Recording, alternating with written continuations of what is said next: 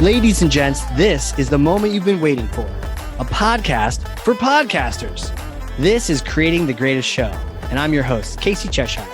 Join me as we interview podcast hosts and investigate the ingredients of a successful interview podcast.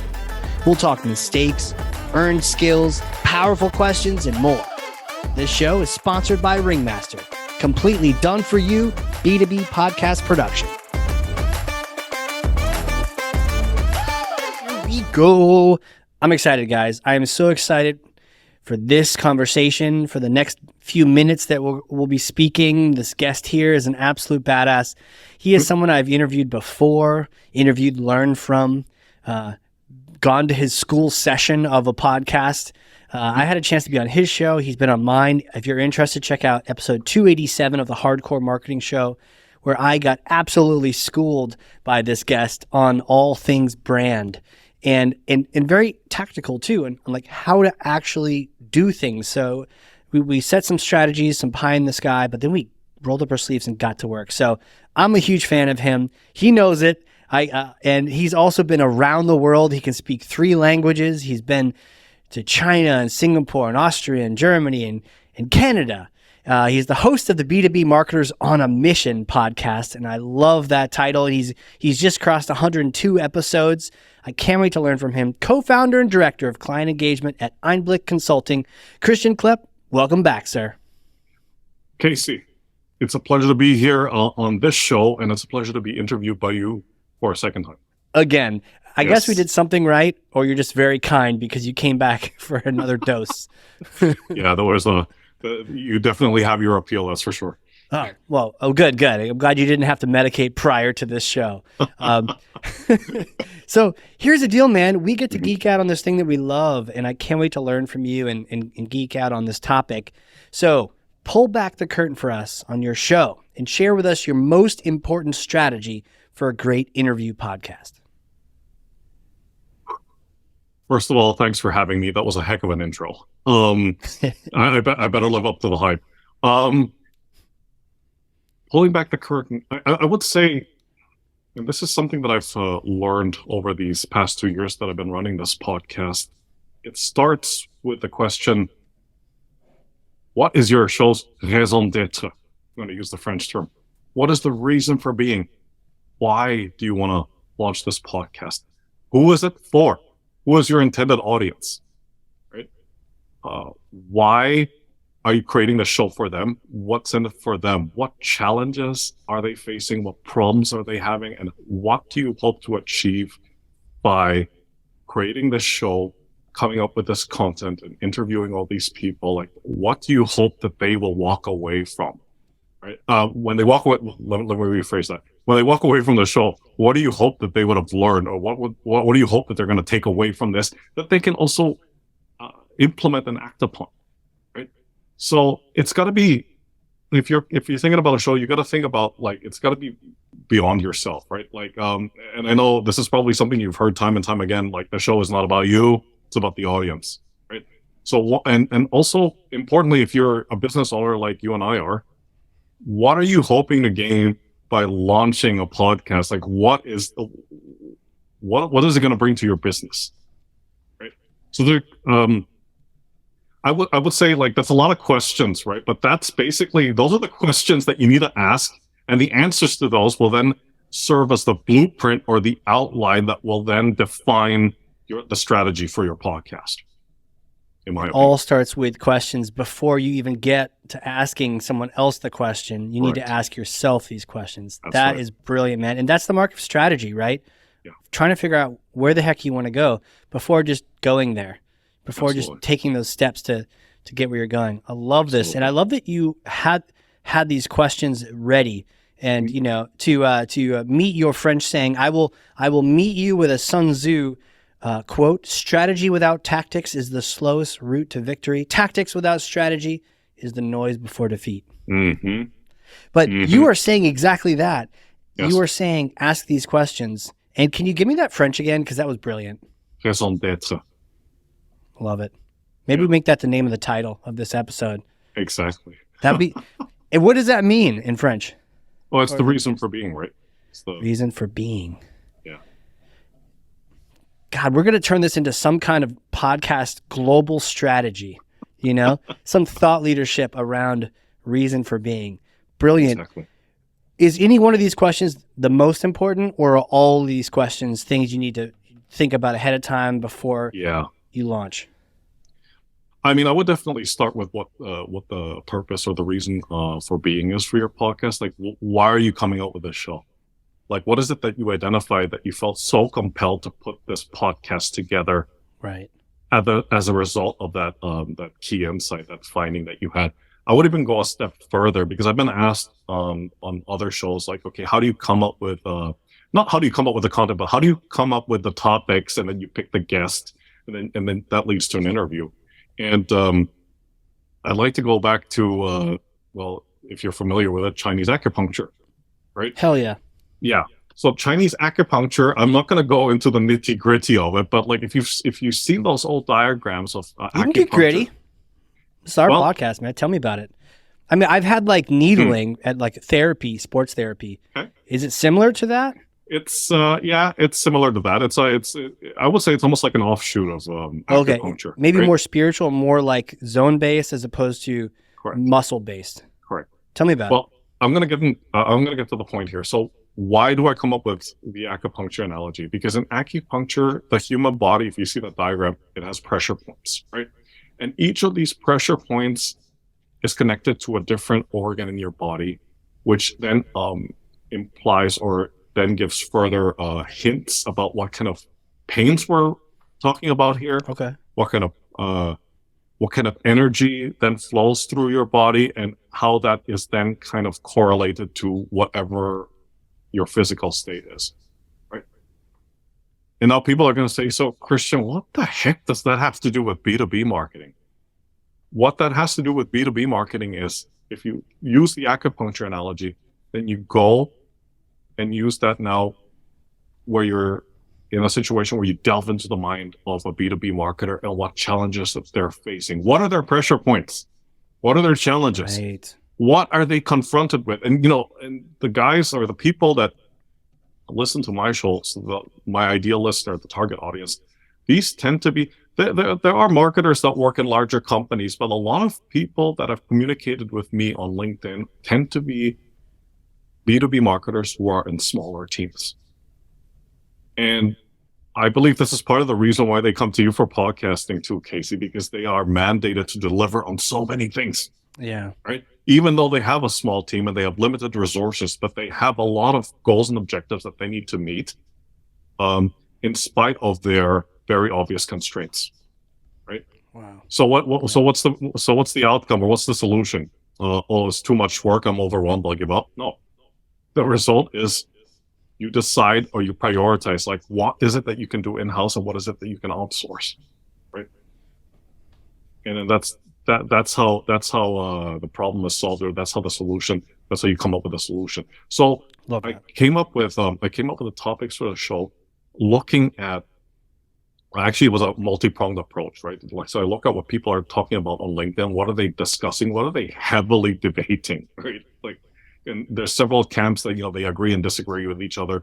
I've had conversations just like you and I are having right now with B2B marketers, and to talk to them about, okay, so what is it that keeps you up at night? What are you dealing with right now? Okay, so you've got this one issue here. So how do you tend to address that, right? And I take all of these insights and all these answers they're giving me, and I try to identify, or I try to cluster it into topics. Yeah. Right? Yeah. And then from there, I come up with the topic and the questions, and then say, okay, so who do I know, or who can I identify in my broader network who might be an ideal candidate that can speak very comfortably and at length about this particular topic in a way that would benefit the audience. And that's how I get the guests on the show.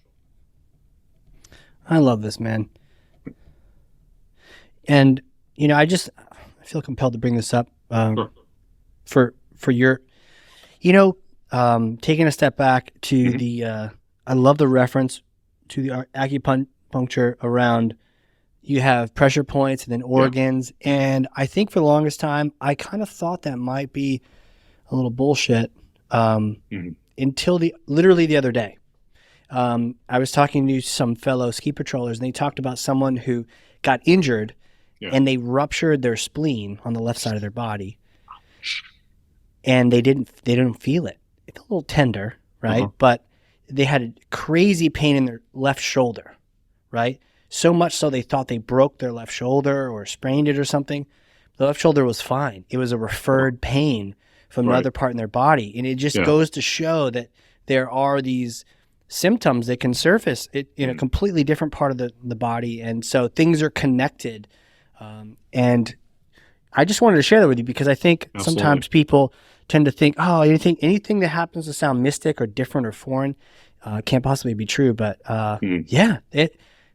bodies are not like just straightforward, We're not like computer chips like on off. There's these intricate wirings and all of that. Yeah, no, absolutely. And I would go a step further with regards to the strategy, like the reason why I came up with a podcast, right? It was really born out of, and we might have had this conversation previously, but it was born out of my professional experience and the experience of my clients. And what was that exactly? Especially in the world of B2B, for a very long time, it's changing, thankfully, but for a very long time, marketing was always playing second fiddle. Right. Was not given the, use whatever analogy you want, the limelight, the airtime, right? The time on stage, right? That it rightfully deserved. And every time there was an annual review or we used to do annual planning when I was a corporate, right? Yeah. They would always say, okay, for marketing, I think we need to just not increase their budget for the next financial year. But you've got to deliver more. Yeah. Right? You got to do more with the same budget. Just, you got to be, what was the term they always used? You got to think of a smart way to do it, right? Right. And then bam, financial crisis, recession. Okay, who gets whose budget gets thrown onto the chopping block first? Marketing. Right. And that was just it was a frustration that I had personally as a marketer. It was a frustration that clients of mine had, and it boiled down to a couple of factors. Okay. Marketing was not seen as being a strategic organ within the organization. Marketing was not seen as being a genuine a revenue generator, rather as a cost center. Right. And as a result of that mindset, they defaulted into, okay, marketing is a support function or mechanism that has to support sales and HR and all these other business units, right? And they didn't get that voice at the table. And what I mean by that is like, in the higher levels of senior management, right? But in order for that conversation to change, marketing has to prove that they are, in fact, they do, in fact, have a strategic role. They are also accountable for the revenue. They also actually do not have to be pitted against salespeople. They can actually work together quite well. Right. However, so that change has been enacted, and you can slowly see some development there. But for that mindset to change within a B2B organization, marketers need to change too. And that's how I came up with B2B Marketers on a mission, because we're on a mission to enact change within ourselves, right? Within our areas of expertise. Yeah. I've always been a strong believer of continuous improvement, right? Like, learning doesn't stop when you leave university, as you well know. I think as an entrepreneur, you're just continuously learning because, there's something new to learn all the time. Well, I love that you shared that background, that reason for being with us, because that has led into B2B Marketers on a Mission. Right. Talk to me about that name, because I feel like that is a brilliant name. I feel like it hits all the check boxes. Was there an evolution to coming up with that? What was the strategy? Yeah, there was an evolution to that, because it goes back to all those questions I mentioned at the beginning of the conversation, right? Like, okay, so what should the name of the show be? It should be simple enough for people to remember. It should also be a little bit punchy, right? Mm-hmm. Because when you hear I'm on a mission or somebody's on a mission, it usually tends to have a positive connotation, right? Because it's something about improvement and change, right? It's not when you hear, okay, I'm on a mission, it's like, here it comes, right? It's something positive, right? And that's basically the rationale behind the name, and it's really to deliver that change that I'm hoping that we're all a part of through these conversations that I'm having with talented professionals, many of them in the B2B marketing space, ideally, and sharing not just insights but also their own personal stories. And I think I might have heard it in one of your interviews. The greatest stories are always the ones that are told by people about, like, okay, well, the reason why I strongly believe that this is not the right approach in marketing is because I made that mistake as a marketer when I was younger. And I learned from that mistake, and what that mistake told me was 1, 2, 3, 4, 5, right? So this is my message to all of you B2B marketers out there, that please don't make that same mistake, right? Do not implement activities blindly. You've got to come up with a strategy. The strategy has to be based on on market research that you conduct, and customer feedback or feedback from the market. You got to get that validation. So I'm just giving an example. Yeah, no, right? totally get that. I think when I break down that name that you have, the two parts that stand out to me, B2B marketers, you're talking about who, right? Who you're going to be talking to, Yes. and ideally, probably who you want listening, right? Mm-hmm. And you didn't just leave it at marketers, because Nope. there are a lot of other kinds of marketers out there, and which Sure. I've experienced, because I didn't put B2B into my show, but I love the targetedness of that. And then you said automation, and to me, not only is that like a what, it's like a who and a what, but also it's a compliment to both the guest and the listener. And in my world, the number one goal of the name is to get a guest on the show, and who wouldn't want to be honored, as I have been honored to be on the show of, like, Marketers on a Mission. Holy crap. Yet it's not too crazy. It's not like infinite masters of marketing. And you're like, I'm not an infinite master. And anyone who would accept that, you don't want to talk to you, because they're going to tell you goofy things, right?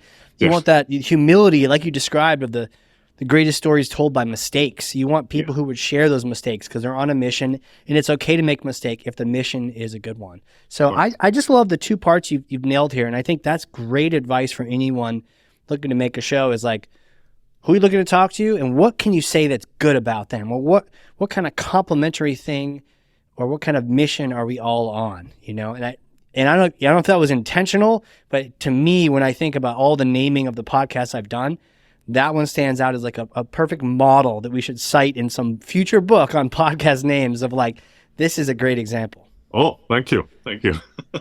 I'm glad you feel that way.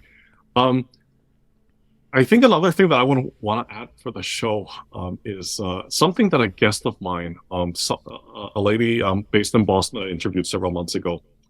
She said something in the interview, and that really, like, made me stop to think about, like, yes, this is what my show should be about. She basically talked about encouraging diversity of thinking, right? And what that basically means to me is not necessarily interviewing B2B marketers across different industries, because B2B is quite broad, right? Not just talking about people in different have different areas of expertise, but what that also means, which I think is very significant, is B2B marketers across the world, people in different geographies. And that has been one of my missions on the show, is to bring on these people from different backgrounds and different countries and different cultures and different nationalities, because we're all passionate about B2B marketing. We're just passionate about it in different ways, right? And one of the things that I've done as a host, to just go a little bit like the extra mile, because I think as a host, it's table stakes to just do a little bit of homework on the guests that you're interviewing. You should at least know the bare minimum about them. But what I also do, just to add a bit of an international flavor to the show, is like, when I bring the guests on and I welcome them and all that kind of business, I try to say hello and welcome to them in their language. I love that. Hasn't always been easy. I'll be honest. Some language. What's the hard one for you? Which one has been hard? So I interviewed he's a director of marketing for a B2B SaaS company. Their global headquarters is in San Jose, California, but this gentleman is based in Chennai, India. Oh, nice. Chennai is a city in southern India, and in Chennai they speak a language called Tamil, and that was a super. I was That, going to that, that say was that Hindi is was challenging. pretty. You Yeah, can kind of grasp Hindi, but yeah, it sounds like Tamil might be just a yeah. That was challenging. twisty one. That You know, was for challenging. me, learning learning German that was challenging because the Oh words yeah, just was so long yeah, that it was hard to listen on tape to that. And yeah. then some of the languages are backwards, right? Which just really Yes, makes your brain have to think. yes. Backwards to us is forwards to them, so it's not Correct. like it's anything wrong. But Yeah. I love that, man. That the personalization, the idea of showing respect to your guest. Like Mm, what are the different ways you can show respect, and also that you value their time. absolutely. Absolutely. Because, like, look, at the end of the day, and I guess it depends on the show, but like, you are asking them, in fact, to set aside 30 to 45 minutes of their time. Yeah. And many of these people, I mean, 9 times out of 10, they're not sitting around waiting for Christian to interview them. Right. Right. So make it Such a worth their good point. while. Right. Make it worth their while. Make it a conversation where, and you are really good at doing this, and this is something I learned early on as I started podcasting. Let me stray a little bit, and then I'll try to get back to the Stray, point. man. Totally. If you watch, one of the things that I did, like when I first started out, was I started listening back to earlier recordings. Yeah. And I'm not gonna lie, I listened back to some of the earlier ones. I'm like, holy crap, that was not great. And but then I didn't freak out. I said, okay, just take a step back and let's listen to it again and find out like what it is that could be done better. Like Yeah. how can you, again, continuous improvement, right? How can you improve the way that you are interviewing? What can I do to let the guest's guard down, right? Some people, like yourself, are very comfortable being in front of a microphone and being interviewed. Some people don't have that much experience at it, so they're a little bit tense at the beginning, right? So it's always about like, okay, how do you get them to, and you can see it from their shoulders, right? How can you let them, drop their shoulders, get them to relax and ease into this and make it look like a fireside chat. So one of the things I did, two of the things, in fact, I was watching CBC, which is here the Canadian version of like BBC. Yes. So I watched the news anchors. I listened to news anchors or radio hosts, and I listened to the way they interview people. Right. So, for instance, their tone of voice, their diction.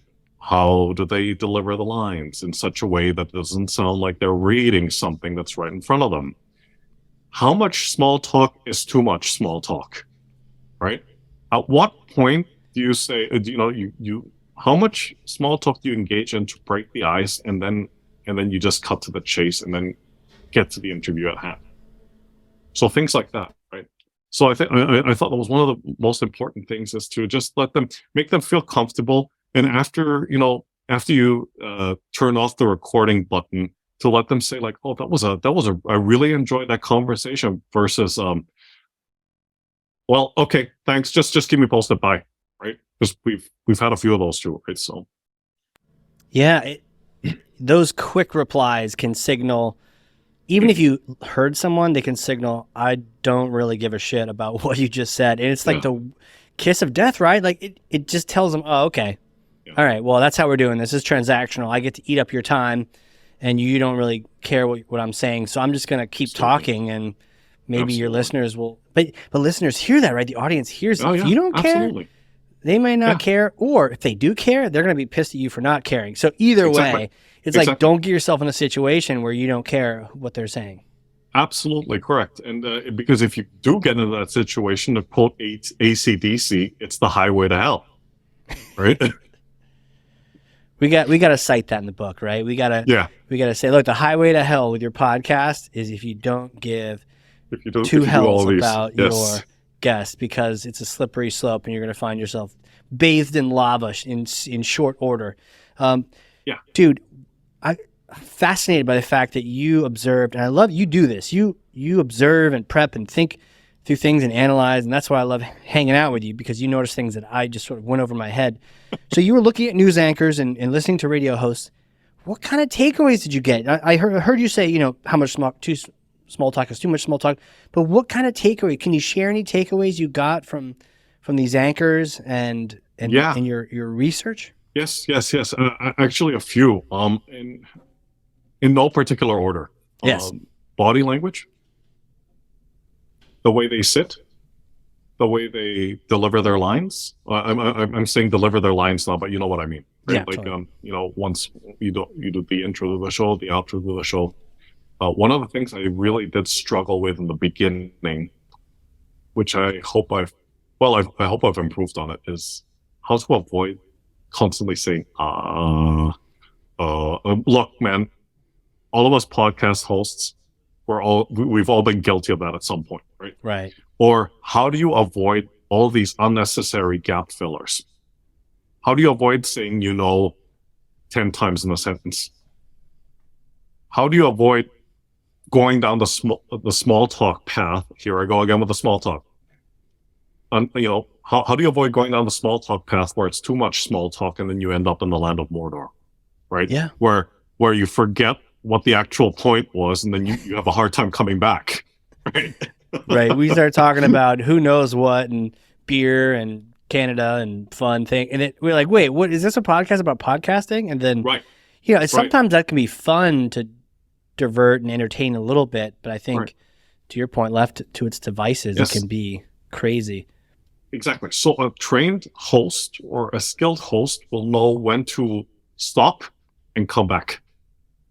Right. And do it in such a way that it's not painfully obvious, right? That it kind of like, it looks like it's part of the, I'm going to use the theatrical term. It's part of the opening sequence, if you know what I mean. Right. No. What do you mean? It's all part of the routine or the way that the person just conducts. It's just part of the show, right? It's just part of the show. It seems natural, but you noticed they were deliberately saying, okay, enough canoe talk, back to what we were here for. Exactly. Okay. So, and then another thing that I noticed, and I actually all the hosts I listened to, whether it was on the radio or on television, they did this really, really well. And this is really this is a great skill to have if you're moderating a panel discussion. Oh. Once in a while, I would almost say, no, let me take that back. I would say 90% of the time, in that panel, you will have one person that will just talk at length and talk and talk and talk and talk and talk. And how does a host get that person to stop talking in a polite way? And because, one thing that we do as hosts, right, is we also have to keep track of the time, make sure it doesn't go overtime, right? So at one point, you're trying to look at the guests while they're delivering that answer. If you're doing a video interview like we are right now, but at the same time, you're looking at your watch. I literally just did. Right? Yeah. So, and then how do you say things like politely? How do you deal with that situation where you cut them off in a respectful way and move on to the next topic? Right? Do you have a style for doing that? Do you have an interruption style? Yeah.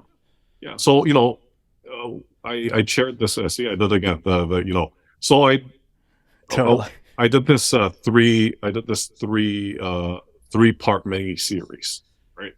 That I released, right? So it's 3 podcast episodes it was a panel discussion with 2 guests, and they were great, and there was amazing chemistry between the 3 of us. They had plenty of anecdotes about what was the topic on the marketing funnel, and so we deliberately did it in 3 parts because it's the top of the funnel, the middle of the funnel, and the bottom of the funnel.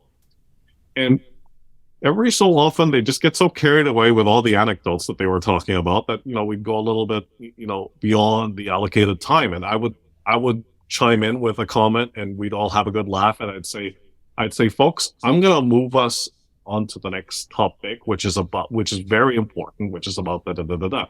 And then that's when both of them would start smiling because they knew that they were they were being a little bit cheeky by going on a little bit too long, and then now I've brought them back, right? But I did it in such a way where I didn't say, okay, stop, let's move on, right? Right. So it wasn't abrupt. It was like a gradual. It was like a gradual transition. Right, you sort of subtly slipped in there, addressed what they're talking about, and then casually redirected, which I'm going to do this very moment Yeah. because there's so many things that you've brought up. Real quick, gap fillers. Yes. Mine is like, and I find that I don't actually hear myself say it, but it's kind of this sort of conversational, almost Valley Girl, but just kind of like chill caveman-esque persona. But I will say like and not hear it until I listen to myself. And then I'm just like, God, why did stop saying that? And I've literally written down like on my notes and like X'd it off. I think I just said like, I will write it down and X it off and still find myself saying it while staring at it. And the best tips I've gotten on that is to fill it with something else. In best case would be silence. Yes. Easier said than done.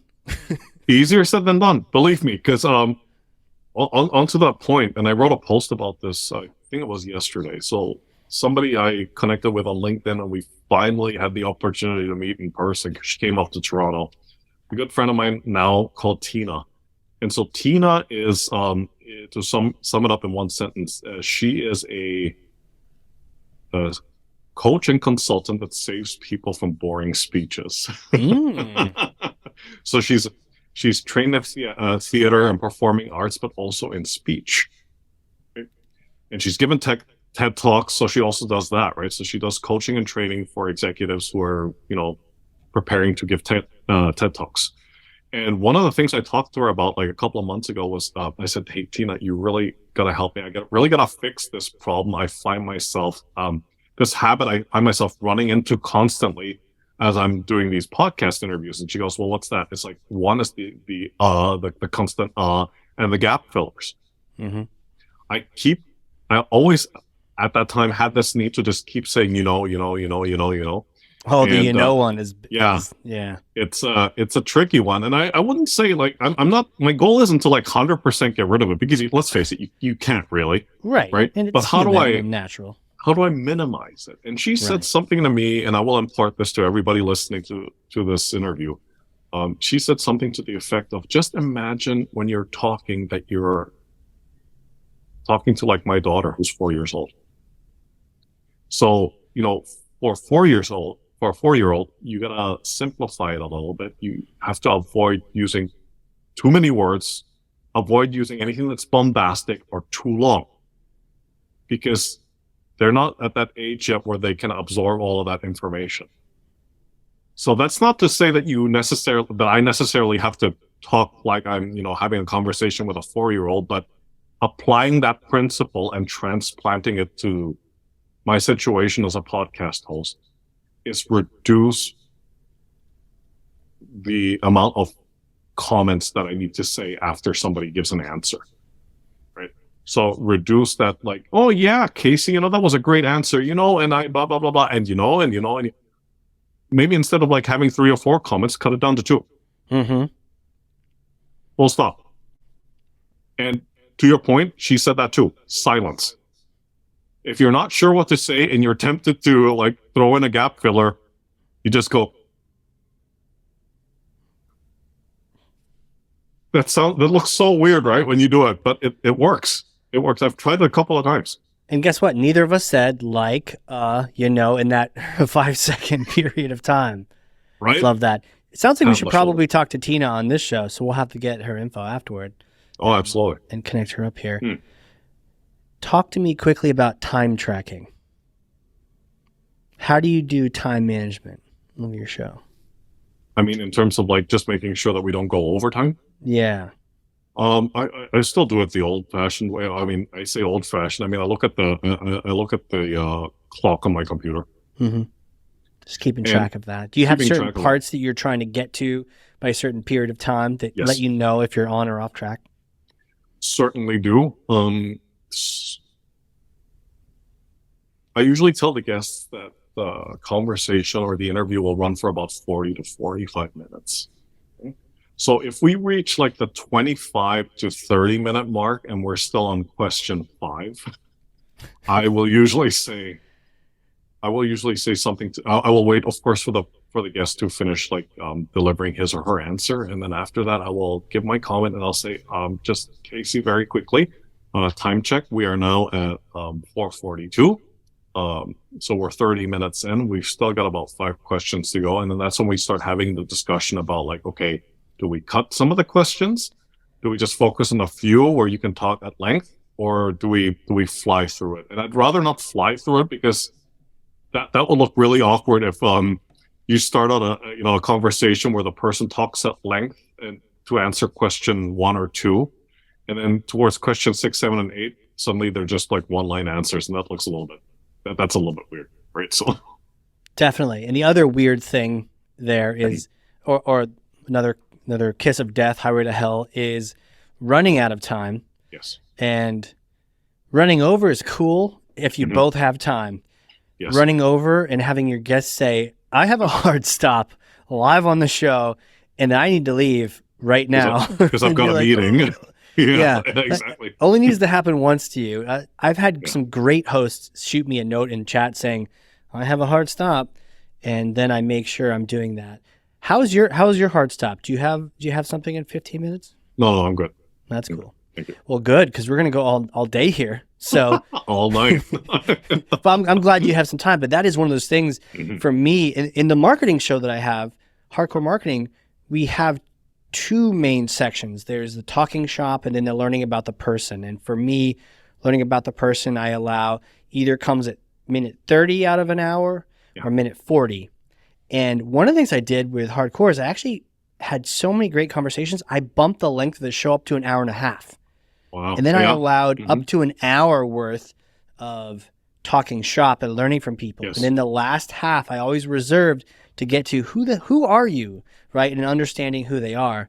Right. I've since gone back to an hour for that show just because I have no time and I'm doing this show too. But I always use some milestones. And then what I wanted to share with you for this one is I have sections, and we talked about these sections on the prep call, but I've allowed myself to not have critical milestones on this show other than asking the first question. So it's been very interesting for me that if I hear a topic that you're saying here and we just want to go down, I've sort of freed myself to just go with that.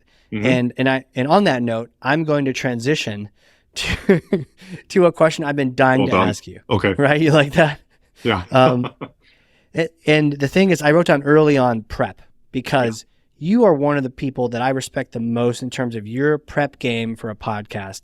And then you queued it up for me 20 minutes ago by saying, do your homework, do the minimum amount of homework. And then we went off on some other topics. So it was totally cool. But then we brought it back to asking question 5, asking question 6. You have questions that you want to ask people. And I remember being on your show when you sent me a list of, here are questions that I want to ask you. And it was very tailored to me. Talk to me about how you prepare for a podcast. I just wing it, man. Yeah, that Ricky Lake, Jerry Springer. The survey says your lie detector says false on that one. Well, clearly it usually starts with a pre-interview call. I mean, most hosts only allocate 15 minutes. I do at least 30, because this is really the opportunity for me to get to know the guest as a person. But go back. So you interrupt you real quick. Yeah. Do you do any prep before that pre-interview call? Because I felt like you were even more. I don't typically do anything other than the pre-interview, and that's my prep exclusively. But I felt very much like you prepped. Honestly, it made me feel good knowing that. Can you take me back to point 0 for an episode? Sure. Okay.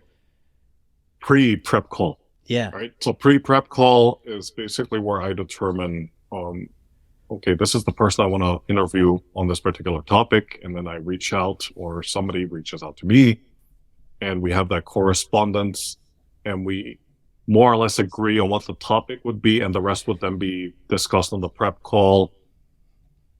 Date and time is booked. And a couple of days prior to the pre-interview call, I already do my background research on said individual. And usually it's a profile scrape on LinkedIn, right?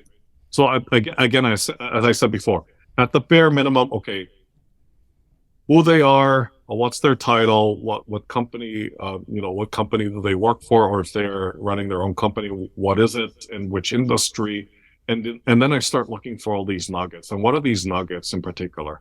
Have they? Oh, and we can go so many ways with this one.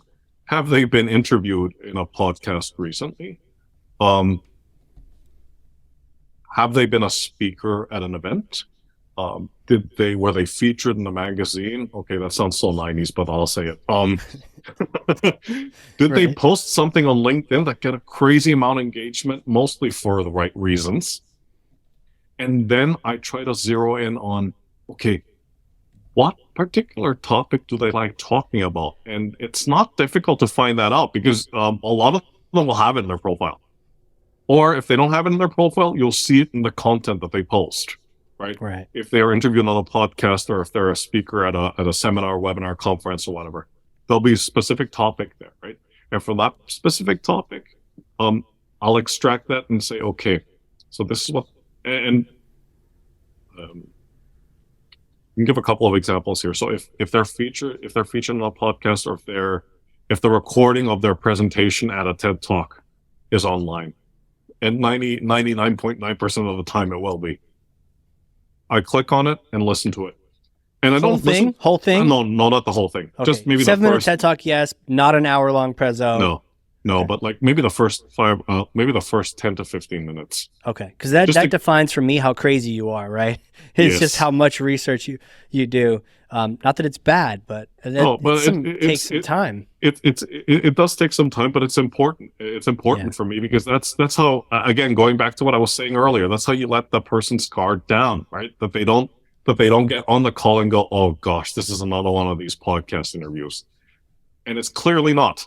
It's clearly not, because I've done my research on you, right? I know 100%. Who you are. I felt that very quickly with your questions you shared.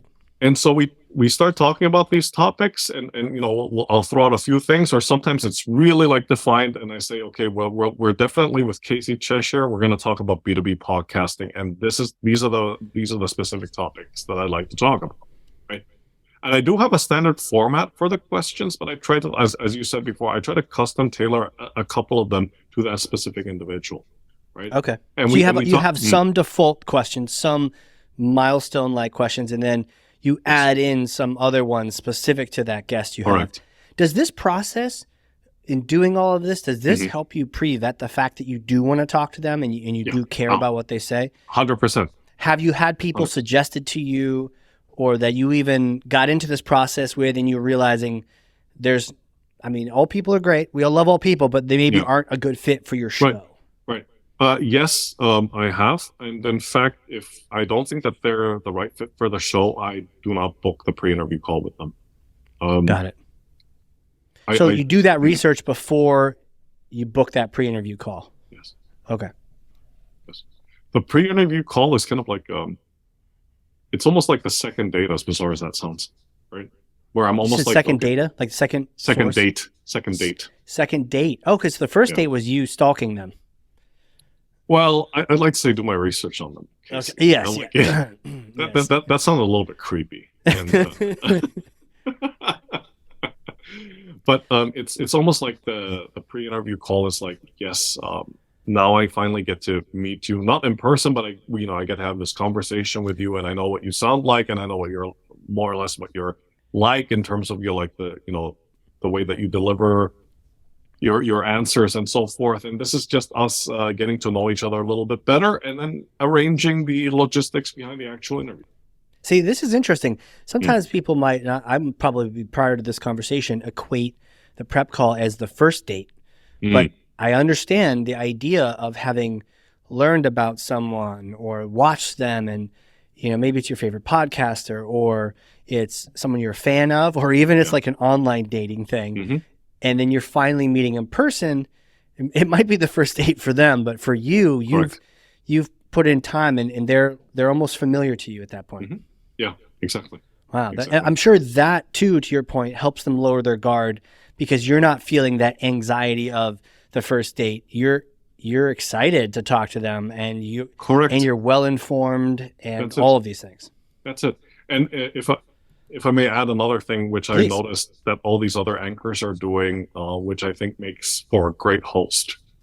It's and I know this sounds like it's again like, yes, of course you should be doing that, but it's having this curiosity and this ability to dig. And what I mean by that is, if you look at it from a journalist's point of view, because I used to work in an agency where I had a colleague that was a trained journalist, and I would go along with him to, and he would conduct these interviews with C-suite and whatnot. And I loved the way that he was he was a Brit. He was from Manchester, and nice. he had, and he'd always have his guard down. Like he talked to them like he was just another one of the lads at the pub, right? Like Right. just, and I would love the way that he would listen intently at the answers that C-suite executive was giving, and he would write all the answers in shorthand, which I can't do, right? Yeah. And then he'd listen to what they're saying, like the words that they're using, and then he'd stop and go, right.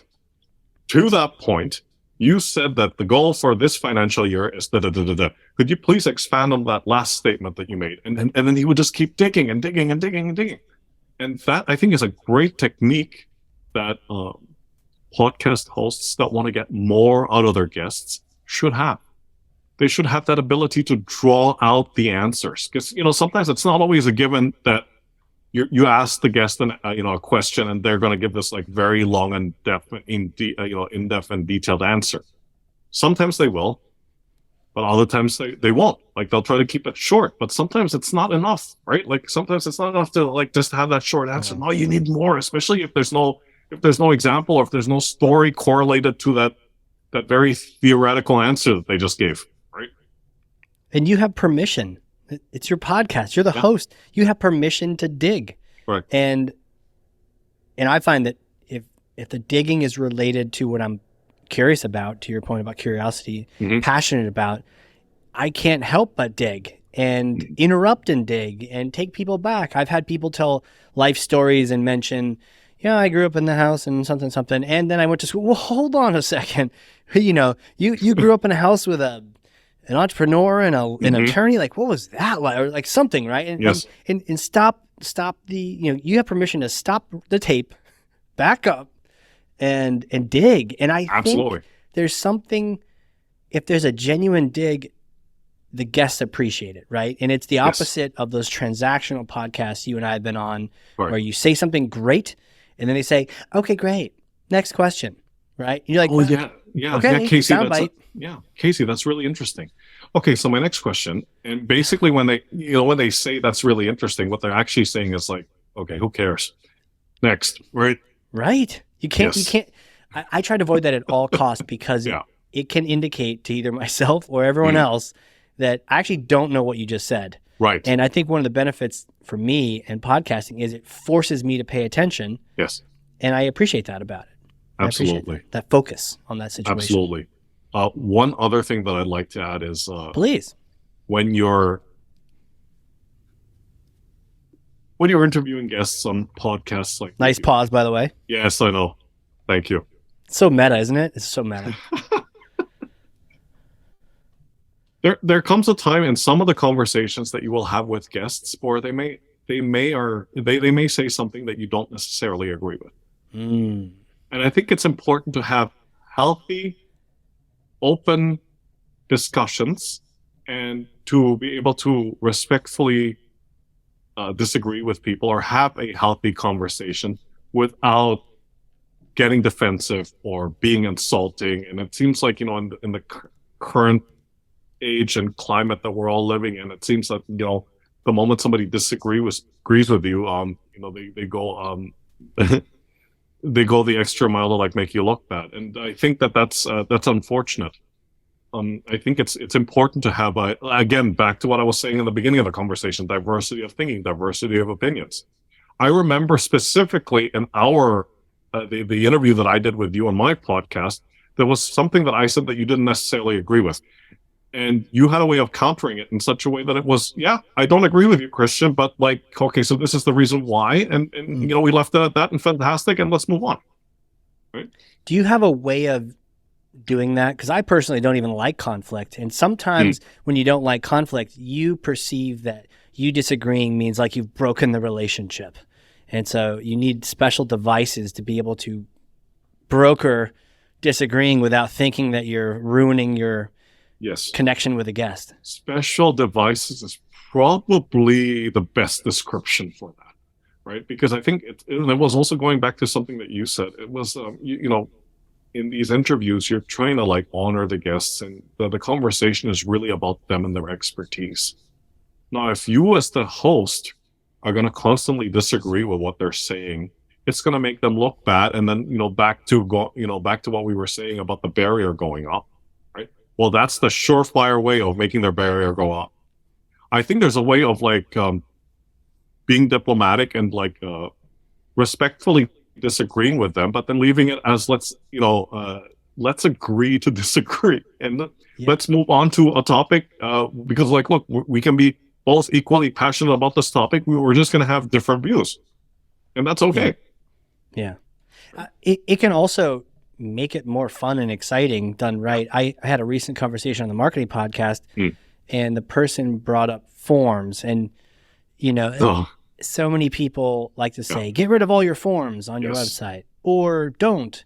Ungate your content. Ungate all of it. Ungate everything, right? And so that's not what I believe it should be the right strategy for most companies. So when he brought it up, I'm trying to think back what I said, but I think what I did was I sort of inquired. And I think that's the best way to, it's not to jump to conclusions, but to say, is this the case? And I think I've heard Rogan do this well too. He's like, really? Or he'll say something like that, like, well, or he'll just jump on it. But like just inquiring, like, really? All forms, huh? And this started this sort of, and then I was like, okay, healthy debate, let's go. And it was actually interesting. It helped me re-engage because I was getting a little, the podcast felt a little repetitive. And I was like, I'm not as interested right now. But as soon as that topic came up, I re-engaged and was able to jump into it. So I love that you brought up the idea of disagreeing. You're right. You can't force it, but if it presents itself, I think it can be great. Yeah, I think exactly, and I think it's tricky. It's easier said than done. I think the key is not to be defensive or condescending. Right. I like that. Yeah. Defensive or condescending. I don't think you and I have to worry about that. But if there's some narcissistic podcast hosts out there listening, you probably don't know who you are, so it doesn't matter for you either. well, they're not even going to get to the pre-interview call. They're not even listening to this because they already know, right? They already know everything about podcasting. I did once have someone who said, "Yeah, I want to talk to Oprah." And we're like, "We haven't even launched your show yet. Can you just hold on a second?" Oprah does not. Hang on there, son. Right? Yeah, exactly. Yeah. Wow. So good. Incredible. So cycling back to prep, is there anything else we haven't talked about? The pre-prep call prep, the prep call itself, any other things you do, or does that by the time you've done that research and talked to the person, you're ready? I think I've covered the key points of that initial preparation stage. And, usually during the pre-interview call, the guests would naturally ask, it's pretty standard questions about like, okay, so how long, what's the running time of the interview, and is it going to be on video or audio only? And sometimes they do ask like if they have to be dressed a certain way, and I generally say we don't have a dress code for the show. Dress code, beachwear. Yeah, it's a beachwear podcast. I'll be in my trunks, sipping a margarita. And my surfboard. I like that. Right, totally. So everything's rosy. Podcasting is amazing. Nothing's ever wrong. But if there was, what would you say your biggest challenge right now with podcasting? What would you say that is? Just the biggest challenge. Logistical, strategic, whatever. Biggest thing that isn't perfect for you right now with your podcast? I would say a bit more of the not the distribution. I think the distribution is fine. It's just the promotion. It's really because we do everything in-house except for the editing. So all the promotion and distribution is done by us internally, and it's on our channels. And for me, primarily, it's LinkedIn. Like I only promote this content on LinkedIn. Sure. I write out, I write the short tail and long tail posts, and then, there's the image carousel and the video snippets and whatnot. And I feel that perhaps if I had thrown a few more channels into the mix, which we already have, I just don't spend a lot of time and energy on them. And if we did a little bit more on those other channels, probably we would be able to grow the show a little bit more, right? But it's it's a question. Well, it's a question of time, and it's a question of budget, of course, and bandwidth at the end of the day. Because as you rightfully said, it is time consuming. And I don't mind it. In fact, I feel it's an important component of what I hope makes my show different. Because it's not just about like, okay, and I've heard people say this, everyone and their mom can put together a podcast, but very few people can put together a decent podcast where, you walk away from listening to that and you go, wow, I really learned something there. Decent podcast week after week after week. After week after week. Yeah, exactly. That can be challenging. My final question for you, sir, because you've been so gracious coming on here and geeking out with me on this topic, is around your show. And we started out talking about your key strategy, and I want to leave with your vision for your show. Oftentimes when you hit those milestones of 50, or 50 is kind of like a year of podcasting, and 100 now, 102. When you hit these numbers, sometimes things change, and interests and passions and the shows might change and morph. So my question to you is, we chat again in 50 episodes. What does your show look like? What do you hope it's doing? What do you hope is happening? I did think about towards the end of this year, doing a little bit of a deep dive, a soul search, or whatever you want to call it, and just looking back at the 102 episodes to see, okay, what is it that we did that was great? Not dwell too much on the things that weren't great, but rather focus more on, okay, what can we do to avoid that from happening again? Or what can we do to improve and to make it a better show rolling into 2023? Right? So what I'm hoping, to answer your question, maybe another 50 episodes down the road, that we will have a better show, not just in terms of the quality of the content, but also, in terms of the production.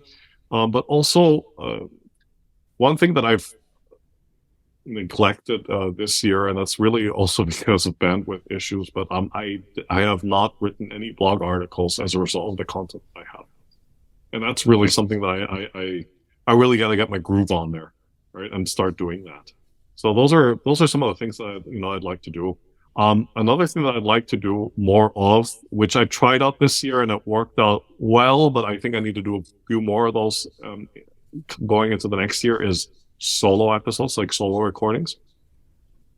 And this is based on user-based feedback on LinkedIn.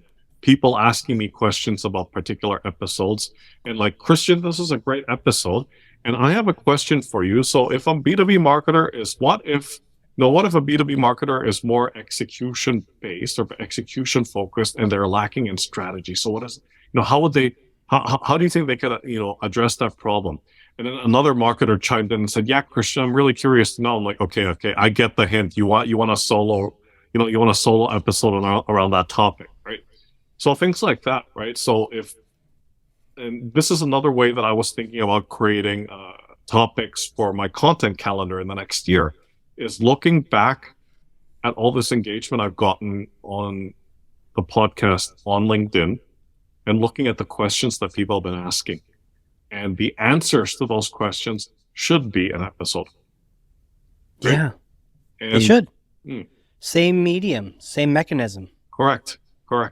And the panel discussion, so I did the 3-part series. I think that worked really well. We got really a great response, on LinkedIn for that, because it is an irrelevant topic. I mean, like, everybody's talking about a marketing funnel in some shape or form, right?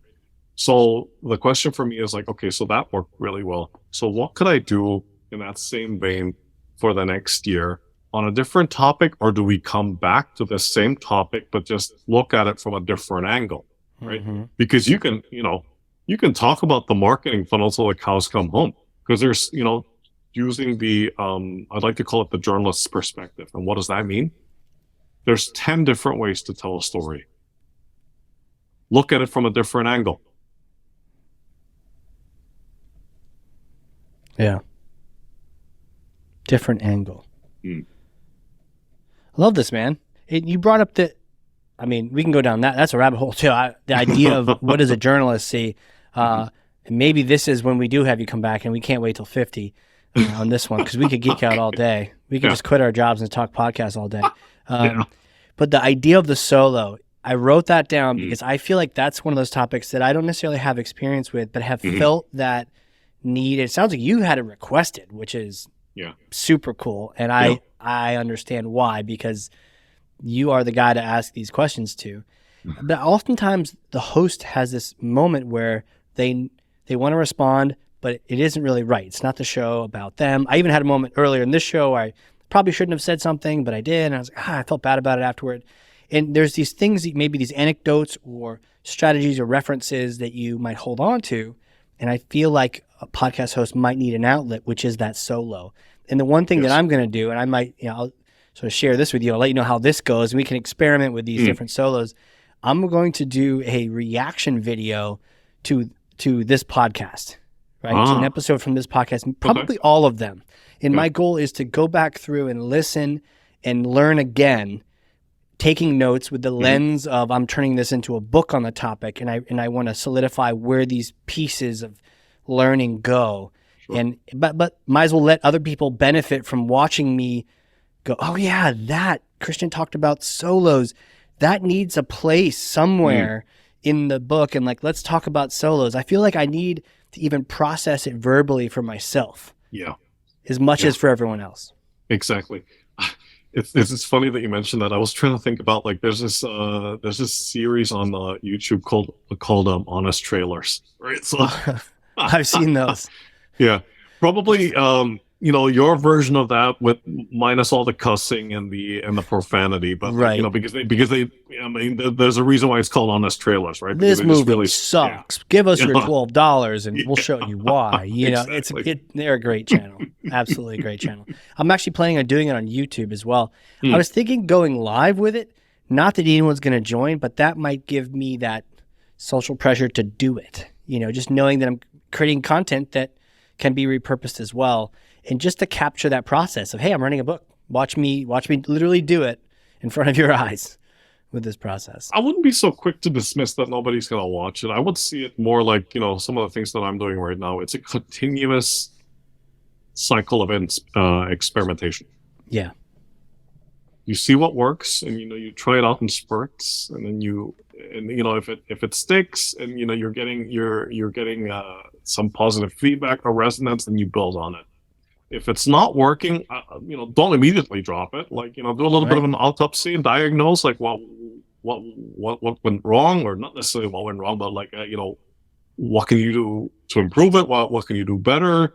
Tweak it a little bit, and then see if that works. Right? Yeah. Experiment. Don't just kill it if it doesn't immediately have 30 people following it and this is the best thing ever. If you create good content, I think in the end, people will listen, people will watch because you're creating good stuff and you're letting people know about it. So promotion is a whole nother topic for another day. Dude, how can people get in touch with you if they want to reach out, they want to say hi, they want to follow your podcast, throw out all the details, all the URLs, all that stuff? Absolutely. Well, first of all, thanks again for having me. Having me on this show, and thanks again for interviewing me. Yeah, totally. Yeah. You can reach me at on LinkedIn. So my handle is Christian Klepp EINBLICK Consulting. So EINBLICK is EINBLICK Consulting. You can visit our website at www.einblick.co. Or you can download B2B Marketers on a Mission. It's on our website, or you can just download it from Apple, Spotify, Amazon Music, all the places, Google Podcasts, all the places, right?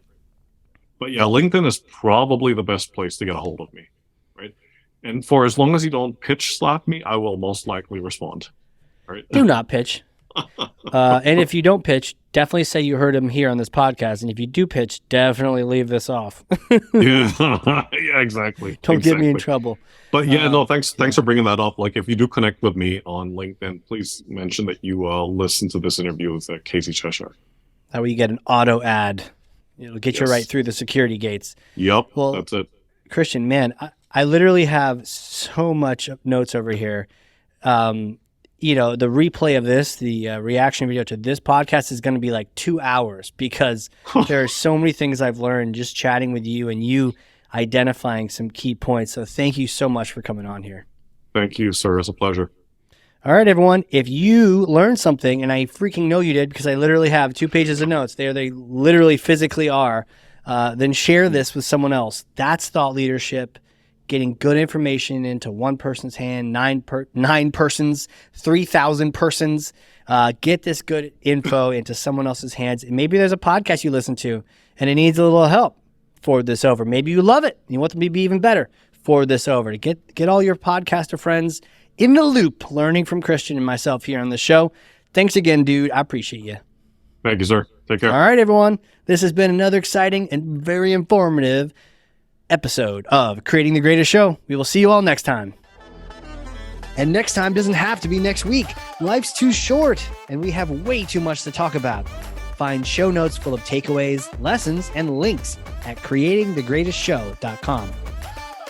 For more information on launching your own podcast or working with us to produce your existing show, come on down to the big tent at ringmaster.com. Until then, friends, whatever you do, do it with all your might. Work at it, if necessary, early and late, in season and out of season, not leaving a stone unturned and never deferring for a single hour that which can be done just as well now. P.T. Barnum.